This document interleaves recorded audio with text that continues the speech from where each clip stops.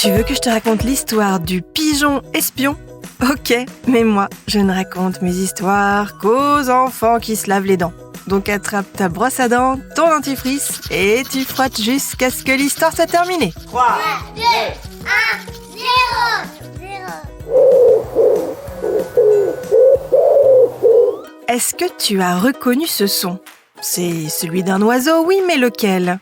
Un perroquet ? Un aigle ? Un moineau ? Pas du tout, voyons, c'est un pigeon. Et ce n'est pas n'importe quel pigeon, c'est un pigeon espion.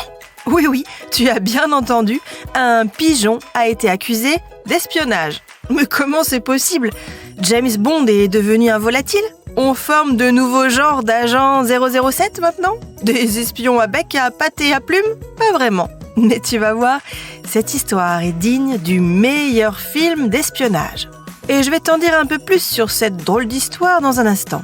Mais d'abord, j'ai une devinette pour toi. Bon, tu le sais, je te l'ai assez répété, les sodas et en général toutes les boissons sucrées sont mauvais pour les dents.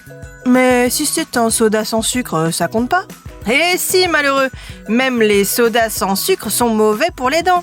Ce sont toutes les boissons acides, comme les jus de fruits ou le jus de citron, qui abîment l'émail des dents et les rendent moins résistantes aux caries. On les boit donc avec modération. Pour en revenir au pigeon espion de notre histoire, il a été intercepté en Inde. Et les autorités indiennes ont été très intriguées par cette drôle de bête, parce que le pigeon portait des bagues aux pattes. Pas des bagues comme on en a aux doigts, mais des bagues pour oiseaux, des sortes de bracelets de pattes qui peuvent renfermer des messages. Et c'était le cas du pigeon en question. Chacune de ces 2 bagues contenait un message illisible en chinois. L'oiseau était-il un agent des services de renseignement chinois en mission pour espionner l'Inde ? Par mesure de précaution, le pigeon a été incarcéré. Pas dans une prison quand même, mais dans une clinique vétérinaire, le temps d'y voir plus clair. Finalement, l'enquête a révélé que le pigeon n'était absolument pas un espion. Il participait tout simplement à une course de pigeons voyageurs organisée à Taïwan, une île au large de la Chine. L'oiseau s'est complètement perdu pour finir par se retrouver en Inde à des milliers de kilomètres. Le pigeon a été relâché et libéré, et aucune charge n'a été retenue contre lui. Mais en ce qui concerne la course, il l'a bel et bien perdu. Bon, montre-moi un peu tes dents. Fais A, fais I.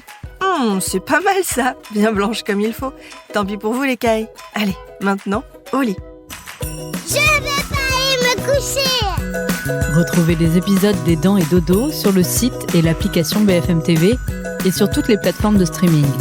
Si cet épisode vous a plu, n'hésitez pas à lui donner une note, à vous abonner à la playlist et surtout à en parler autour de vous. C'est un podcast BFM TV.